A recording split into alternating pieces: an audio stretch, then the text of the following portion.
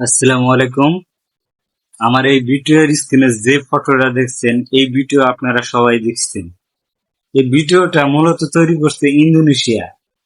এটি খুব খারাপ একটি ভিডিও তৈরি করা হয়েছে অর্থ উপার্জন করার জন্য।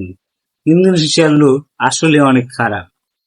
তার কারণে এই ভিডিও ধারণ করে অর্থ উপার্জন করার জন্য অনলাইনে জগতে একটা ভাইরাস পরিস্থিতি তৈরি করছে।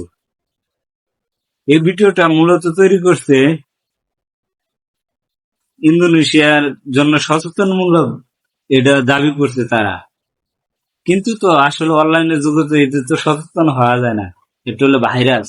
ভাইরাস জাতীয় ভিডিও তো ধারণ করে আমাদের অনলাইন জগতে ভাইরাস পরিস্থিতি তৈরি করে দিচ্ছে। ফেসবুকে, ইউটিউবে তোলপাড় সৃষ্টি হয়েছে এই ভিডিও দেখে। এই ভিডিও দেখে সবাই তো ভাবে এই সহবাস করার জন্য একজনে সবাই এককভাবে মন্তব্য করেছে। এই ভিডিওটা মূলত তৈরি করতে হলো ওয়েব সিরিজ। এটি যেমন মুভি তৈরি করে ইনকাম করার জন্য, নাটক তৈরি করে যেমন বিনোদন হালকা দেওয়ার জন্য, যাতে মানুষ অল্পতে সন্তুষ্ট হয়, আকর্ষণ কিছু দেয়, তেমনি ইন্দোনেশিয়ার লোক ভাবছে অনলাইনের জগতে এমন একটা ভাইরাস পরিস্থিতি তৈরি করে দেয়, ইনকামের কোটিপতি হওয়ার জন্য এই সিস্টেমটা তৈরি করছে। প্রথমে এই পার্ট দেখতেন, গাড়ির মধ্যে দুইটা লোক ছেলে মেয়েকে মানে গালাগালি করতেছে, তারা এই জায়গায় সমকামিতা এরকম দৃশ্য দেখাইছে। তারপরে দেখাইছে এক ঘরের মধ্যে একজনের শোয়া উপরে সিস্টেম করে একজনে একভাবে বলতেছে যে হুজুর ডেকে আনো, এরকম দেখাইছে যে মানে আটকে পড়ছে, এরকম পরিস্থিতি দেখাচ্ছে।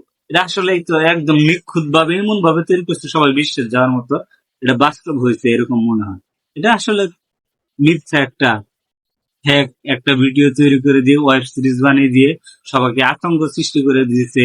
ইসলামের একটা খারাপ একটা নজির স্থাপন করে দিচ্ছে এই ভিডিও দান করে।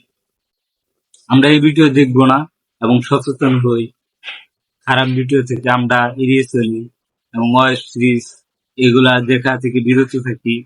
সবাইকে সচেতন করার জন্য আমি এই ভিডিওটা তৈরি করলাম। অবশ্যই আপনারা এই ভিডিওটা সবাইকে শেয়ার করে দিবেন, শেয়ার করার মাধ্যমে জানিয়ে দেন এই ধরনের ভিডিও আসলে শুধু অর্থ উপার্জন করার জন্য ওয়েব সিরিজ তৈরি করে থাকে। এত নির্দিষ্ট একটি ভিডিও তৈরি করছে যাতে ইউটিউব এবং ফেসবুক প্ল্যাটফর্ম ভাইরাসে পরিণত করে ফেলেছে। অবশ্যই আমরা এই ভিডিও দেখব না।